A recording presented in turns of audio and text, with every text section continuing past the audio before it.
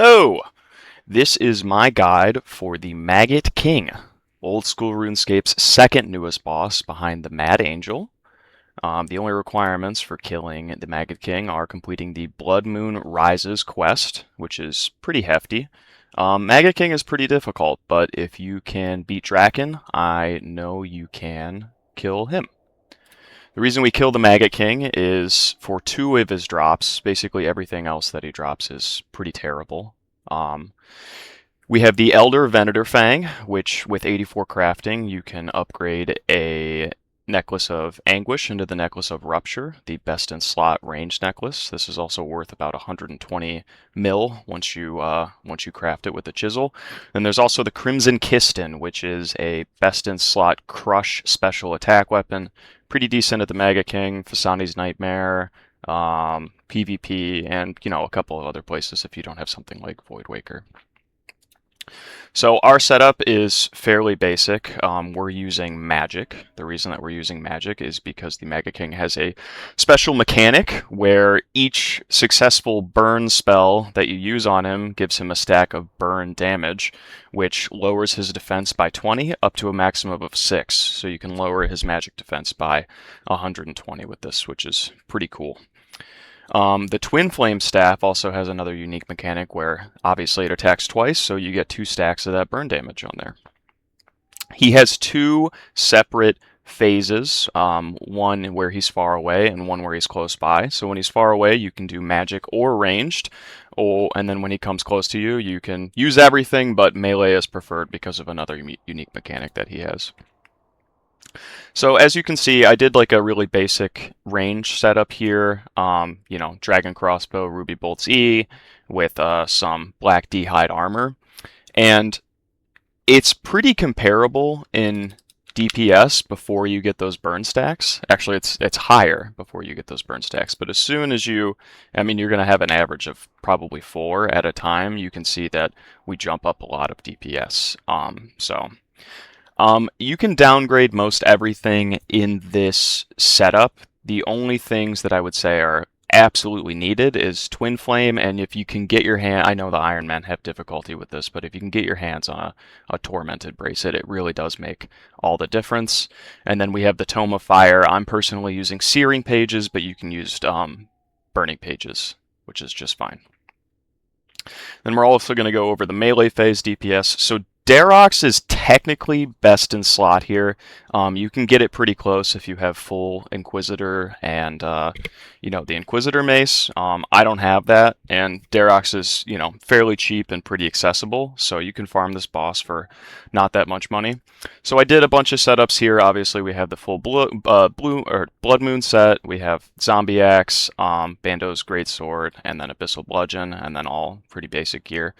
Dual Machiahuatl works here, but because of the melee punish phase that we're going to talk about later, the actual set effect isn't going to do you a lot. So if you have the Helm of Nadasnot, I would honestly replace the Blood Moon Helm with that, which will save you on repair cost, etc.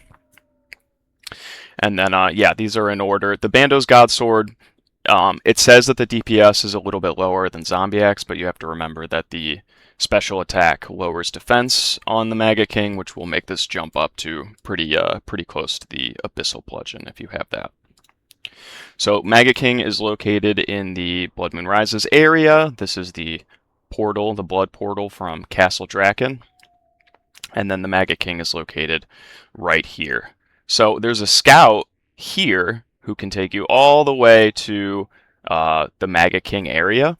If you don't have him unlocked, you can come out of the blood portal, walk through here, go down, and then there's a guy being attacked by like bees or something, and you can save him, and then he'll be your transport. Also, if you die at the Maggot King boss, he stands up here, right over here, and he will retrieve your gravestone for you, so you don't have to constantly run back and forth. So I'm going to get into a kill, and then we'll go over the mechanics while we're killing the boss. I figure I'd show you the run to here as well. So this is the scout. I have this tile marked so I can click on him easily. He brings you over here. It's actually not faster to use that little agility shortcut there. So we skip around it. We go here. And then here is the boss. So I'm going to Divine Combat up and start killing him, and then I'll do a voiceover of all the mechanics. All right, let's go in for a kill. So before we go in, we automatically pray ranged. The Maggot King has two basic attacks when he's in his far away mode. One is ranged and one is magic, and he switches in between these during each phase. When he attacks you, he's going to throw 3 globules on the ground. These, the ranged ones are poison, and the magic ones are disease. So running into the poison ones is really not that big of a deal as long as we have an antidote on us. And do bring an antidote because he is going to poison you no matter what. The diseased ones lower your defense and attack skills, so we want to avoid those as much as possible. I like to sit on this leftern side of the arena just to get as many of those over there as possible. But being damaged, since we're in the Darok set, is to our advantage sometimes, because again, the Darok set, if you're 99 hit points, every 1 HP you're down, it's going to raise your maximum hit by 1%, so you can get some pretty big hits. So in between phases, he's going to do the Venator Scream, the same thing as the Wurgs and the other Venators that you fought in the Blood Moon Rises quest. All you have to do is just turn off your overhead prayer while he's doing it. Each Venator Scream, he's going to throw rocks on the ground as well. These rocks split off into 4s. You can avoid them altogether, but if you get hit by one of the tiny rocks that split off from the big boulder, it's only going to do between 3 to 5 damage to you, so it's really not that big of a deal. There's also a high chance, that each of his Venator Screams, he's going to throw a little NPC out called a Maggot. These things eat all the carrion on the ground, which are those ugly rock-looking things, and each one that they eat, they heal him 1 HP. You can get rid of these by shooting them out of the air with anything that's heavy ranged. So any bow,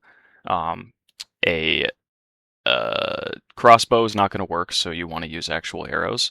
But again, because we have the Darok set, I usually leave these be and even use them to my benefit sometimes. If you're going for the perfect kill, you want to shoot them out of the air, but I do not. So you can see those burn stacks working there. There's another Venator Scream. We're going to turn off our protection prayer. We get hit by a rock, but we don't really care. Darok set works best for him if you're below 50% HP, and I even go lower than that sometimes. The lowest I would go is probably about 15, though, because if you accidentally get hit one of those rocks or something, you're going to be in bad shape.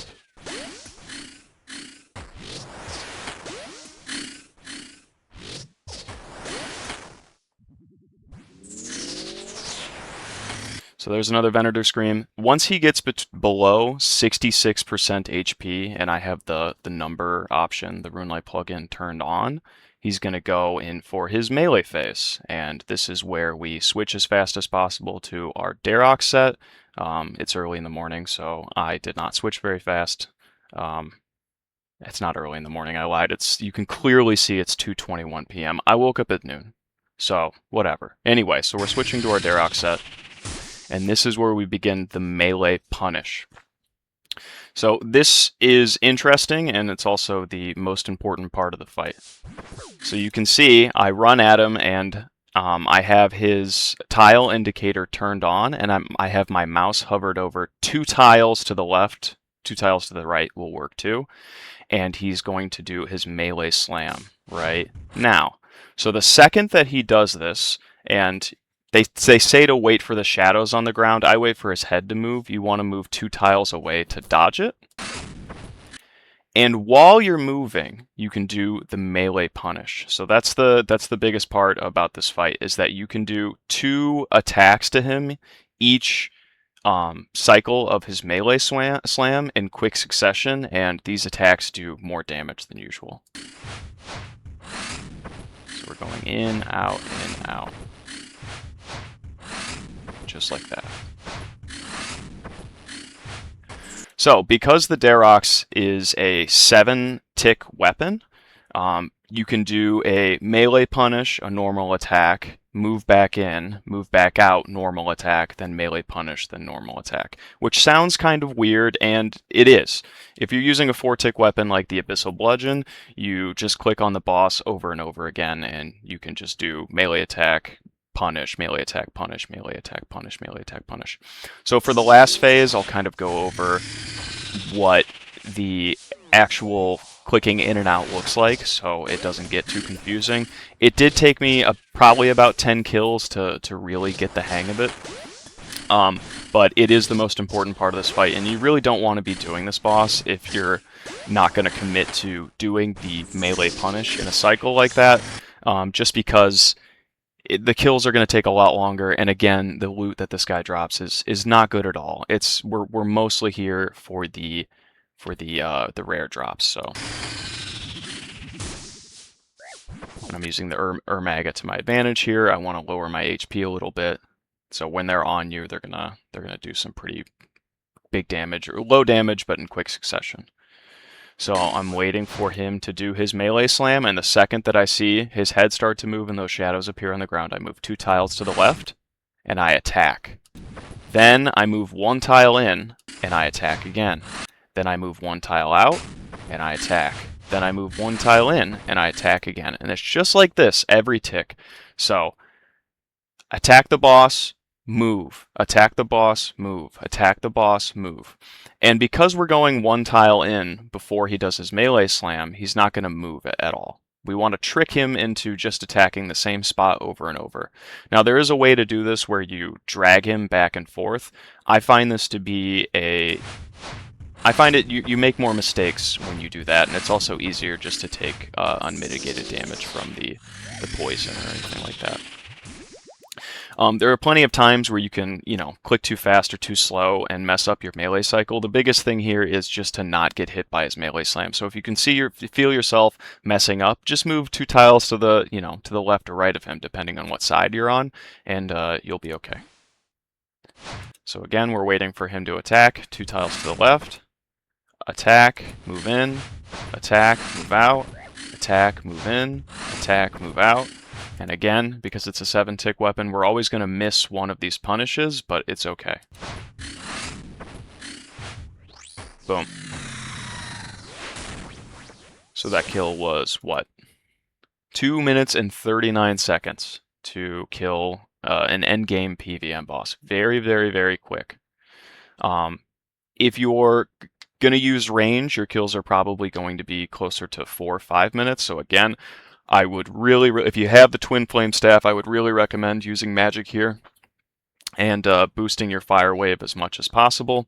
And if you have access to the dawgs set, please, for the love of God, do that, because the dawgs set would be the most OP armor set in the game if it didn't attack so slow. But we're fixing the attack slow problem with this, the ability to do a melee punish. I hope this kill was somewhat helpful to you. I'm not the best at this yet, but yeah, go kill this boss. Good luck.